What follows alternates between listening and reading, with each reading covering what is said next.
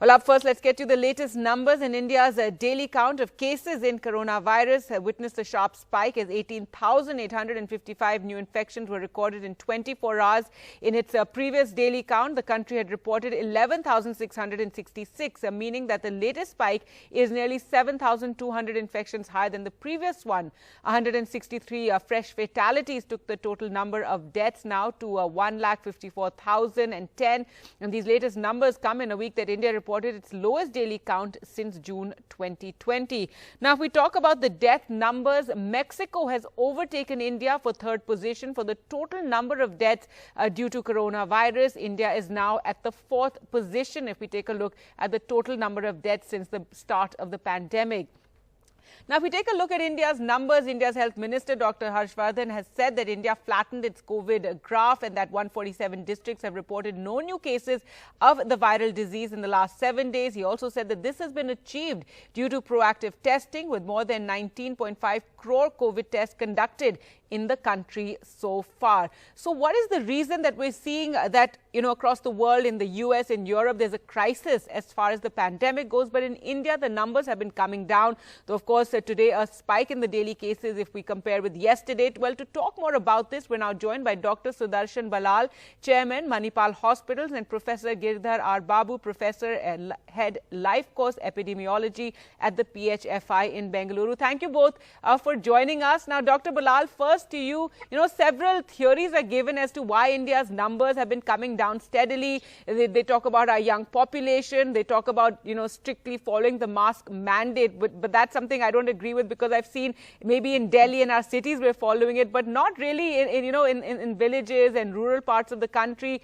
They also talk about innate immunity. What do you think is the reason that we're seeing the numbers coming down steadily? And do you think we're not going to see hopefully a second peak? A very good afternoon to you and Dr. Babu, and thanks for having me here.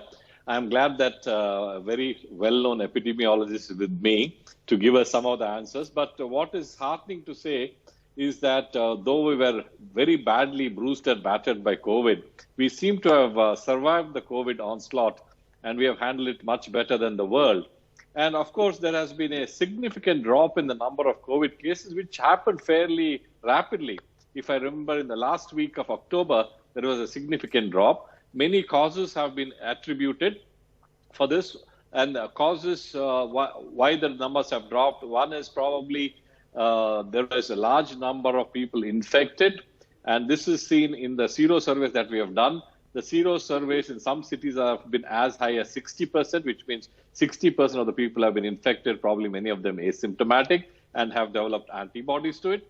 The second is that in some of the cities, it's much lower, like I think the national average is about 25%. So a larger scale of infection, which has not been detected, may be one cause. I do agree with you that we have not been extra careful, because I don't see people still wearing masks or maintaining a distance, and still we see large gatherings. So that by itself may not be the reason. I think more number of people being infected, and probably the coronavirus losing some virulence but not its infectivity, could be another cause. But I don't think we have clear-cut answers yet as to why the numbers have come down. And it also reminds us that we cannot be complacent. Corona is with us. It's not going to go away in a hurry. Of course, vaccination is another major tool for us to fight corona. But please, please don't be complacent. Don't forget your mask, hand washing, and distancing. Right. Professor Babu, what is your view on this? Again, when we talk about, that much used term herd immunity, there's a lot of talk of localized herd immunity, as you said about the, sero surveys as well. What is your view on why, India's cases are coming down? Thanks, Gagi, for having me on the show. And it's great to be with Dr. Ballal, sir. So the number of cases coming down is a clear indication that at least the dense pockets in most of the metros must have reached a threshold for population immunity. At the same time, it is not necessary that the entire country has reached the threshold for the population immunity. The transmission is still going on in many states. If you see the Kerala as an example, and some of the union territories, the reproductive number is just increasing now. It is above 1. So while I agree with the health minister that as a country we have done well, there are states where the flattening of the curve has not yet taken place. Instead, the epidemic is taking the ascending phase in these states. We need to remind again what happened in Brazil, in a place where there were reports of 75% of the people having seroprevalence earlier. Now the second wave is bigger than the first wave, and there are many investigations happening as we speak. But the point here is that the virus gets smarter as we try to control the entire pandemic. So we have two options.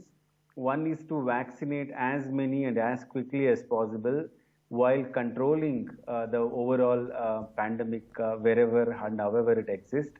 The second is to think that the worst is over and then get back to our normal lives. I think the second option has been proved costly in the UK, in the European Union, and in Brazil and United States. So I think we have a lot of lessons here to learn what not to do, and then continue the good story that we are happy and cherishing in India. All right, and take advantage of the fact that the numbers are down, and pursue the vaccination program. This brings me to the second issue that I want to discuss with you. If we talk about vaccinations, let's get you the latest. Now, worldwide, there have been more than 80 million people who have been vaccinated. India has vaccinated 2.5 million people. These are numbers as of yesterday, the data. And India is currently on the 6th spot on the global vaccinations list. And currently we have two vaccines, Covishield and Covaxin, that are being used. Now, if we talk about Covishield, on the vaccine front, if we look at what's happening internationally, Germany's vaccine committee has said that the AstraZeneca-Oxford vaccine should only be given to people aged under 65. That means people not above 65 should not be given it. They're citing a lack of sufficient data to recommend its use among older age groups. Now, this is a vaccine that the UK is using. As we said, India is using. It's called Covishield here. It's produced by the Serum Institute of India.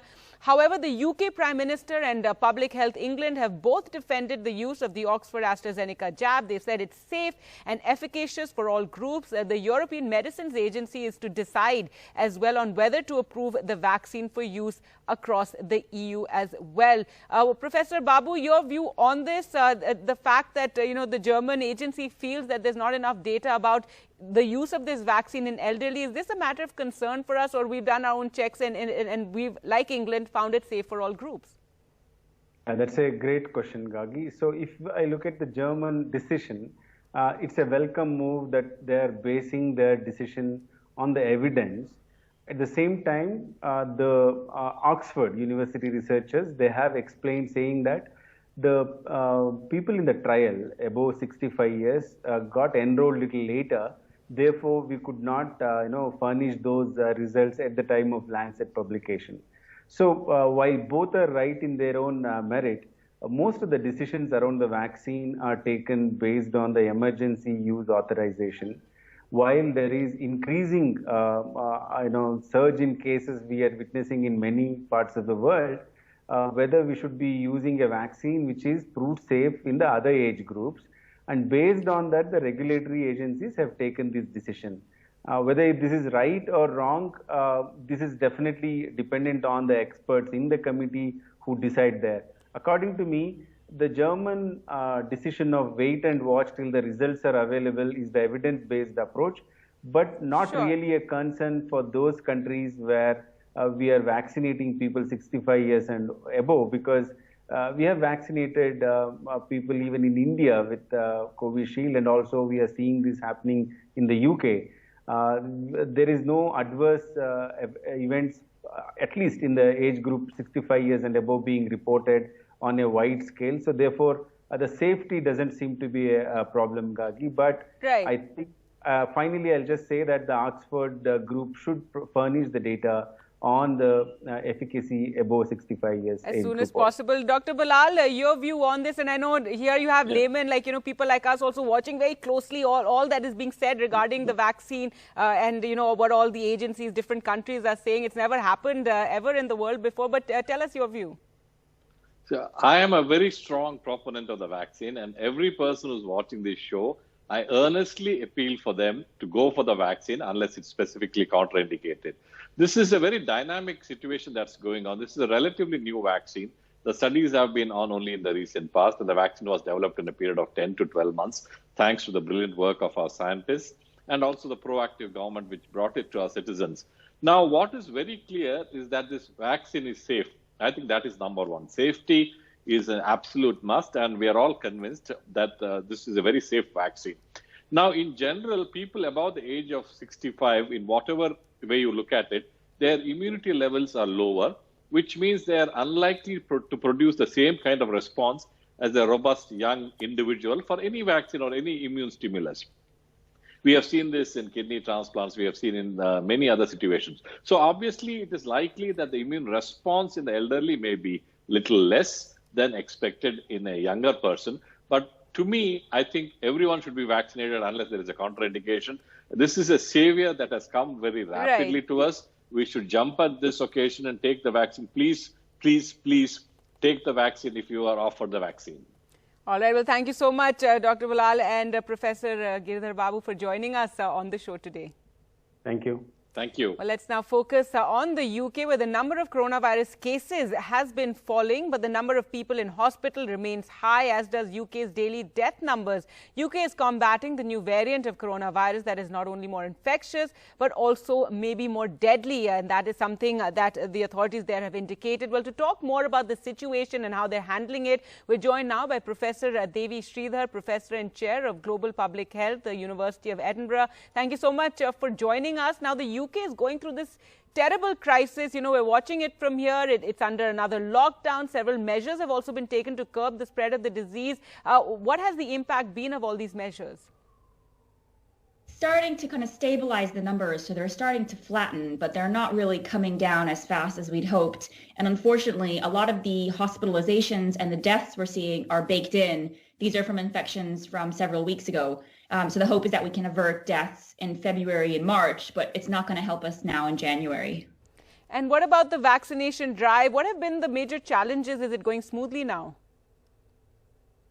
Well, it's going pretty well. I mean, right now there's, I think, almost 5 million people who have been vaccinated. They're starting with the over 80s and the over 70s, care home workers, healthcare workers. So it's been, I think, really a bright spot in the pandemic. One of the challenges is supply, just getting enough vaccine and making sure that they can get them out to people quick enough. And so is it a race that we're seeing to vaccinate people faster and get ahead of this infection spread? Exactly. Right now, it's a race, especially for those in elderly groups and vulnerable groups, because we know if they can get the vaccine, this could prevent severe illness and prevent them getting very ill and dying. And so right now, it's racing to do that before these people become infected. And that's why there's been such a huge push to get people into clinics on the weekends, in the evenings, at all hours, just to get, you know, as many people protected as quickly as possible. And what about the health services? We see lots of reports of health services being overburdened. So it's variable across the country. So London and the southeast of the country has been hit pretty hard. And so hospitals there have had to cancel, you know, routine surgeries, routine care to make space for COVID patients, have had to expand ICU beds to make sure they're more available, have had to get more oxygen in to make sure everyone gets it. So the health pressure has been intense in those parts of the country. Luckily in Scotland, where I am, it hasn't gotten to that point yet. They brought in restrictions earlier. But healthcare workers are also exhausted. I mean, they've been doing this for months. It's a year now almost that they have been working around the clock. So I think burnout and exhaustion of healthcare staff is going to be a huge issue for the coming months. And UK has also announced strict fines for those who violate the lockdown, huge fines, in fact, and for big gatherings. So have people been, you know, violating the lockdown? Well, I wouldn't blame it only on people. I mean, the messaging has been confusing. So first, we were told by the government last year that this was a very serious virus. Then they were told it's not serious, go into restaurants, go back to your normal life, because they wanted the economy to go and people to go back to the normal life. And then when the healthcare pressure comes, they try to scare people again, saying you need to stay home. And I think for a lot of people, you know, either they have to go to work, they need to earn, which is fair enough. They have financial reasons, or they're just tired of being under restrictions now for a year. So it's a really hard one. I think it's hard to blame people because this has been going on a long time, and especially for those who need every day to go out and work, self-employed people, people in small firms, they'd rather get to work and make money and risk getting COVID than stay home and lose their income. And speaking of COVID fatigue, is there any indication when this lockdown will end? And also there needs to be a firm policy, isn't it, rather than have a haphazard one regarding lockdowns and the kind of messaging that is given out?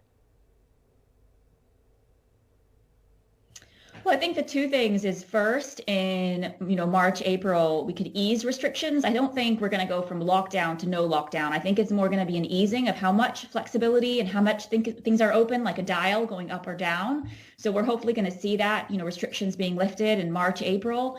But the real challenge now in Britain is we have a new variant that is spreading very quickly. And how do we protect against other variants like in South Africa or Brazil? Or Nigeria that could come into the country and spread quickly. So I think that's the next challenge, is not only getting the vaccinations out, lifting the restrictions, but also thinking how do we protect against new variants, which could be like a whole new virus and starting again. All right, Professor Sridhar, thank you so much for joining us again on the show.